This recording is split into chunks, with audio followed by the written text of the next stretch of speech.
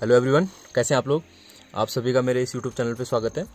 हम यहाँ पे आज बात करेंगे क्लास 9th मैथ्स की जो एनसीईआरटी बुक है, और हमारा जो टॉपिक होने वाला है आज वो है आपका पैरेलल लाइंस एंड ट्रांसवर्सल। ठीक है, और इससे पहले वाली वीडियो में हमने बात की थी जो हमारे पास लाइन थे, लाइन के बारे में और उसके एंगल के बारे में हमने जाना था, और उसकी कुछ प्रॉपर्टीज़ वगैरह जानी थी हमने, जो सप्लीमेंट्री एंगल होते हैं, कॉम्प्लीमेंट्री एंगल, एडजेसेंट एंगल होते हैं। ठीक है, तो इनके बारे में हमने देखा था, या कोई भी दो इंटरसेक्टिंग लाइन हमने पढ़ी थी, और पैरेलल लाइन के बारे में हमने पढ़ा था। अब उसी पैरेलल लाइन को हम आगे क्या करेंगे, स्टडी करेंगे आज इस वीडियो में। ठीक है, और इस टॉपिक को आगे बढ़ाने से पहले अगर आप लोग मेरे चैनल पे नए हैं तो मेरे चैनल को सब्सक्राइब कीजिए, लाइक कीजिए और ज़्यादा से ज़्यादा इसको शेयर कीजिए। ठीक है, तो बात करते हैं अब हमारे टॉपिक की। टॉपिक क्या है आज का, parallel lines and a transversal. ठीक है, पैरेलल लाइन के बारे में मैंने आप लोगों को पहले भी बताया था। ठीक है, इससे पहले वाली वीडियो में पैरेलल लाइन होती क्या है जरा देख लेते हैं, उसको रिवाइज करते हैं। ठीक है, तो मीन्स एक लाइन मान लो ये है आपके पास, ठीक है, जो ये कॉपी पे दिख रही है, ये डली आपकी एक लाइन, और दूसरी लाइन ये है। ठीक है, हमारे पास क्या है, दो लाइन है। अब अगर ये दो लाइनों को, लाइन कब बनेगी, जब इनमें दोनों साइड एरो बनेगा ऐसे करके, तब लाइन होती है, अदरवाइज ये लाइन सेगमेंट बन जाएगी। ठीक है ना, तो ये लाइन को अगर आप क्या करो, इनफाइनाइटली कितना भी बढ़ा दो, आगे तक ले चलो कहीं तक ले चलो इसको, ठीक है ना, लास्ट तक का, और ऐसे ही इधर को भी बैकवर्ड भी और फॉरवर्ड भी दोनों साइड अगर बढ़ा दोगे कहीं तक, एंडलेस, ठीक है, मीन्स अनंत तक का, तो आपका ये लाइन बनेगी। अगर ये भी लाइन है, ये भी लाइन है, अब ये दो लाइनें आपस में एक दूसरे को काटे ना, जो पैरेलल लाइन होना चाहिए, मीन्स एक दूसरे को नहीं काटनी चाहिए, पहली कंडीशन। और दूसरी कंडीशन क्या होती है कि इसके एवरी पॉइंट पे, जहां पर भी जितने भी पॉइंट हैं इस लाइन पे, उन पॉइंटों पे इन दोनों की डिस्टेंस क्या होनी चाहिए, सेम होनी चाहिए। मान लो यहाँ पे जितनी डिस्टेंस है उतनी डिस्टेंस ये सारे पॉइंटों पे होनी चाहिए आपकी, इनको बोलते हैं पैरेलल लाइन। ठीक है, दो कंडीशन है पैरेलल होने की, एक तो काटेगी नहीं और दूसरी सारे पॉइंटों पे इसकी डिस्टेंस क्या होगी, सेम होगी। ठीक है, ये तो होगी हमारे पास पैरेलल लाइन। अब बात करते हैं जो दूसरी आती है हमारे पास, ट्रांसवर्सल।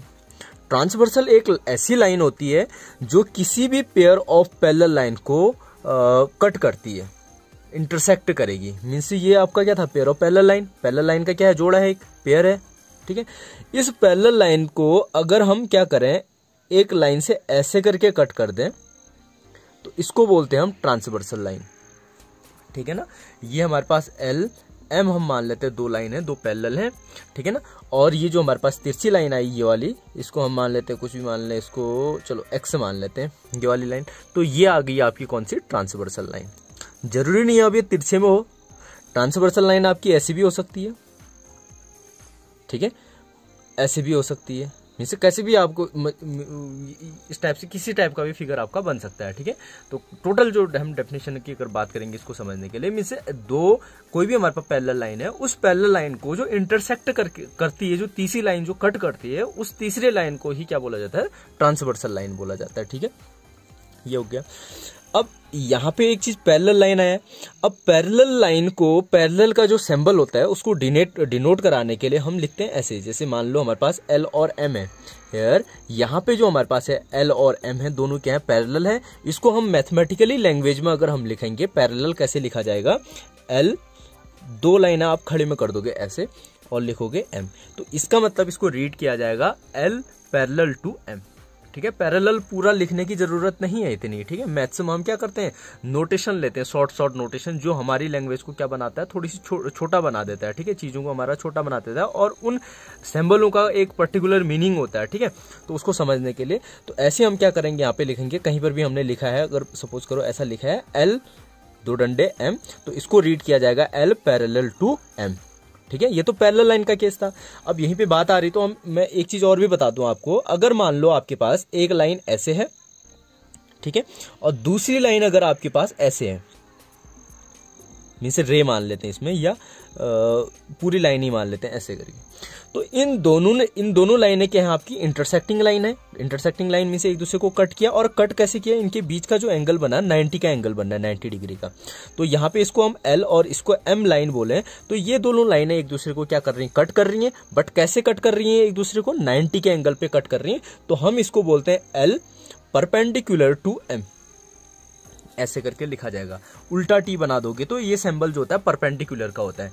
ये वाला जो साइन होगा पैरेलल का होगा, ये क्या होगा परपेंडिकुलर का होगा। परपेंडिकुलर मींस ऐसी दो की कंडीशन में ये होता है कि दो लाइनें एक दूसरे को 90 के एंगल पे कट करेंगे, और पैरेलल पे ये होगा कि दोनों लाइनें आपस में कट नहीं करेंगे और उनकी डिस्टेंस एवरी पॉइंट पे क्या होगी, इक्वल होगी। ठीक है, ये तो हमारे पास इसकी बात आ गई थी पैरेलल, ट्रांसवर्सल और परपेंडिकुलर चीजें। ठीक है, अब हम आगे बात करते हैं।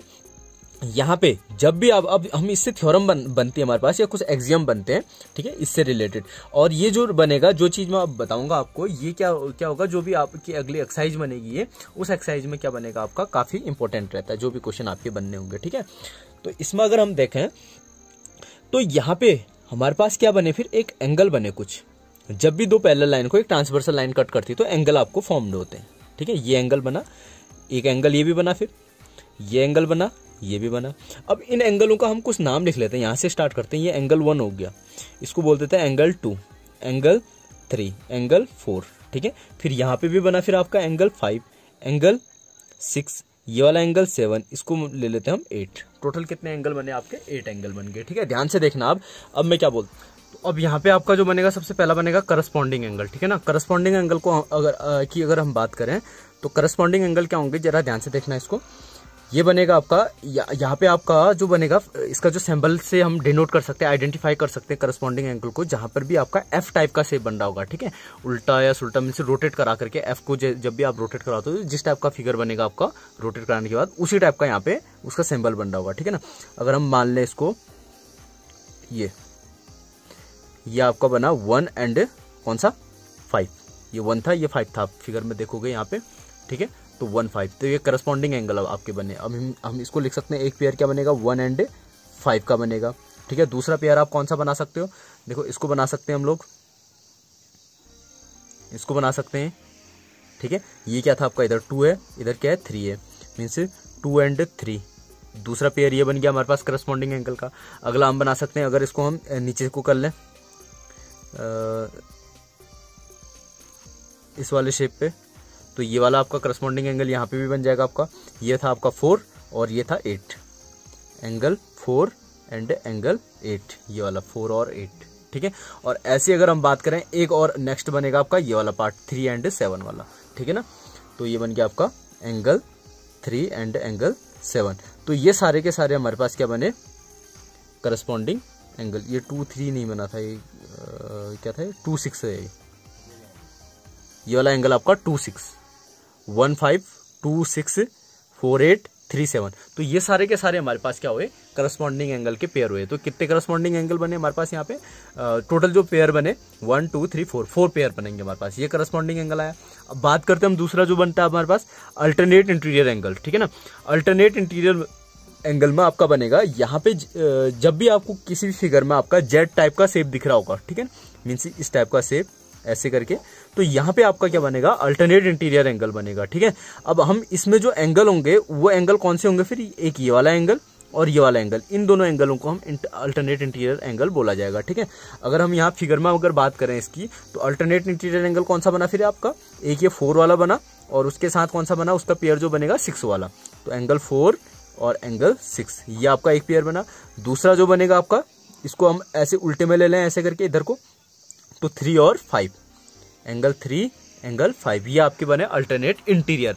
ठीक है, इंटीरियर एंगल जो होते हैं 2 टाइप के होते हैं, सॉरी अल्टरनेट एंगल जो होते हैं 2 टाइप के होते हैं। एक होता है अल्टरनेट इंटीरियर एंगल और दूसरा होता है अल्टरनेट एक्सटीरियर एंगल। ये तो इंटीरियर मतलब उसके अंदर वाले थे। अब हम देखेंगे जो अल्टरनेट एंगल बनते हैं जो बाहर वाले बनते हैं। ठीक है, बाहर वाले में आपका कौन सा बनेगा फिर, ये एक तो बनेगा ये वाला 1 और इसके ठीक ये वाला, ये दोनों हम ये वाले एंगल।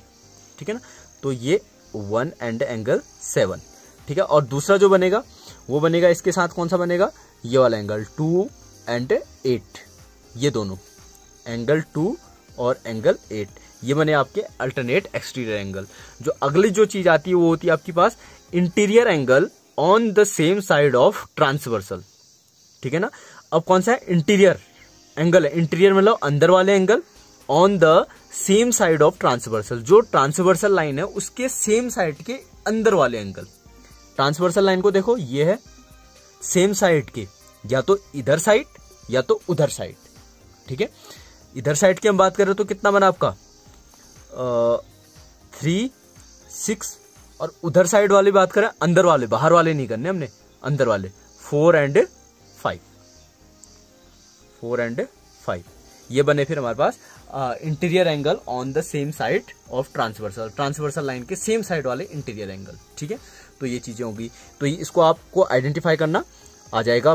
ठीक है ना, इसको आइडेंटिफाई करोगे और इससे रिलेटेड आपके क्वेश्चन बनेंगे, जो एक्सरसाइज आएगी आपकी, उसमें सारे के सारे ऐसे करके फिगर होंगे, उसको आइडेंटिफाई करना पड़ेगा आपको, कौन से करस्पॉन्डिंग एंगल है, कौन से अल्टरनेट इंटीरियर, कौन से एक्सटीरियर एंगल है, कौन से ट्रांसवर्सल के सेम साइड है। ठीक है, इसका नॉलेज आपके लिए जरूरी है। ठीक है, अब हम यहाँ पे बात करते हैं इसका, जो आगे बढ़ेंगे इसमें, अगर जो अब करस्पॉन्डिंग एंगल की जो दूसरी चीज देखते हैं हम, ठीक है ना, तो ये करस्पॉन्डिंग एंगल में आपने देखा 1 और 5, ठीक है, और ये क्या होते हैं फिर आपके इक्वल होते हैं, ये वाला एंगल आपके क्या होंगे, इक्वल होंगे। ठीक है, और ये भी क्या होगा फिर आपका, दूसरा क्या था 2 और 6, ये भी इक्वल होंगे आपके। जब भी आप क्या करोगे, अगर इसको प्रूफ में अगर आपने देखना है तो आप क्या करना, 2 लाइन खींचना, ठीक है, लाइन उस स्केल से सीधी लाइनें खींचना आप, और एक थर्ड करना, फिर उसके बाद आप इस एंगल को मेजर करना, ये 2 एंगल आपके इक्वल आ रहे होंगे। ठीक है, वैसे करस्पॉन्डिंग एंगल क्या होते हैं आपके, इक्वल होते हैं। तो हम यहाँ पे अब हमारे पास कुछ एक्सियम बनते हैं या कुछ क्या बनते हैं, इससे रिलेटेड थ्योरम्स बनती है। ठीक है, तो पहली चीज आपकी क्या होती है कि if the transversal intersect 2 parallel lines, ठीक है, अगर ये जो ट्रांसवर्सल लाइन है ये क्या करती है, इन पैरेलल लाइनों को क्या करती है, इंटरसेक्ट करेगी, तो each pair of corresponding angle are equal, तो जितने भी आपके करस्पॉन्डिंग एंगल होते हैं ये सब क्या होते हैं, इक्वल होते हैं। ये क्या होंगे आपके, इक्वल होंगे। कब, जब भी आपकी क्या होगी, 2 पैरेलल लाइन होगी, उसको एक ट्रांसवर्सल लाइन इंटरसेक्ट करेगी, इंटरसेक्ट करने के बाद जितने भी आपके करस्पॉन्डिंग एंगलों का पेयर बनेगा, ठीक है, वो इक्वल होंगे। अब पेयर में कौन कौन आएगा, 1 और 5 इक्वल होगा, ये नहीं कि आप 1 और 2 को इक्वल कर दो, ठीक है ना, या 1 और 4 को आप इक्वल कर दो, ये नहीं होंगे आपके। जो करस्पॉन्डिंग वाले पेयर होंगे, इसके करस्पॉन्डिंग ये है, तो ये दोनों आपके क्या होंगे, इक्वल होंगे। ठीक है, अगर करस्पॉन्डिंग एंगल इक्वल है तो हम ये भी बोल सकते हैं कि 2 लाइनें आपस में क्या होंगी, पैरेलल होंगी, ये दोनों एक दूसरे के क्या है, अपोजिट एक्सियम है। ठीक है, तो यहाँ पे अगर आप पैरेलल लाइन है, पैरेलल लाइन को ट्रांसवर्सल ने कट इंटरसेक्ट किया, तो उसके बाद जो आपके अल्टरनेट इंटीरियर एंगल फॉर्म हुए, कौन से वाले एंगल, अल्टरनेट इंटीरियर मींस ये वाले 4 6 3 5, ये भी क्या होते हैं आपके, इक्वल होते हैं। ये भी क्या होंगे, इक्वल होंगे। कब होंगे, ये फिर से ध्यान में रखना है इसको, पैरेलल लाइन को क्या करोगे आप, ट्रांसवर्सल लाइन क्या करेगी, इंटरसेक्ट करेगी। जब ऐसी कंडीशन कहीं पे होगी तो उसके जो अल्टरनेट इंटीरियर एंगल होंगे वो हमेशा क्या होंगे, इक्वल होंगे।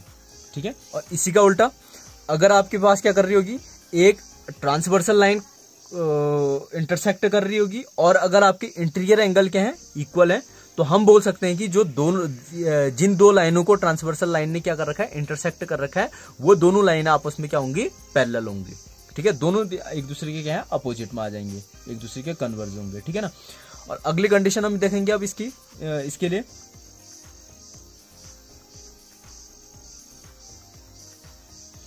अगर आपके पास वही पैरेलल लाइन को ट्रांसवर्सल लाइन क्या करेगी, इंटरसेक्ट करेगी, तब उसकी जो same side of the transversal, जो एंगल आपके क्या होंगे, इंटीरियर एंगल, कौन से वाले, same side of the transversal के सेम साइड वाले एंगल होंगे, ये एंगल आपस में क्या होंगे, सप्लीमेंट्री होंगे, सप्लीमेंट्री, ये इक्वल नहीं होंगे, अब सप्लीमेंट्री होंगे। सप्लीमेंट्री का मीन्स क्या हुआ, फिर इन दोनों एंगलों को ऐड करोगे तो 180 आएगा आपका, और इन दोनों को ऐड करोगे तो 180 आएगा।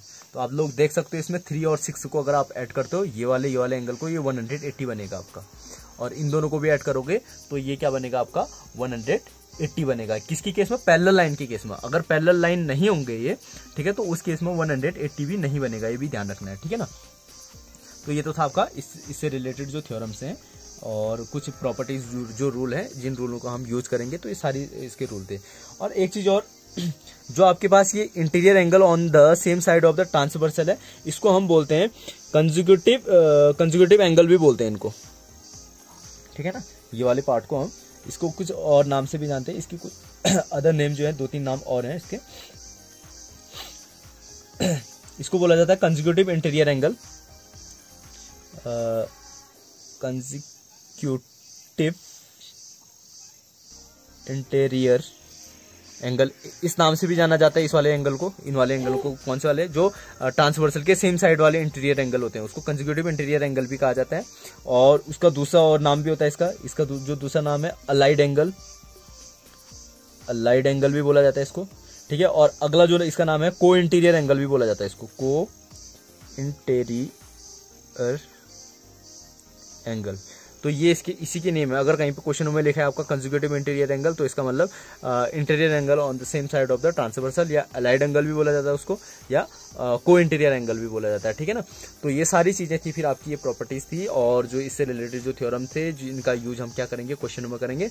तो आप लोग इसको देखेंगे और इन चीजों को समझेंगे और इनको याद भी करेंगे, ठीक है। जब ये सारे रूल इसके याद होंगे तभी आपके क्वेश्चन बन पाएंगे, अदरवाइज क्वेश्चन बनाना बड़ा टिपिकल रहता है, ठीक है ना। Okay, thank you.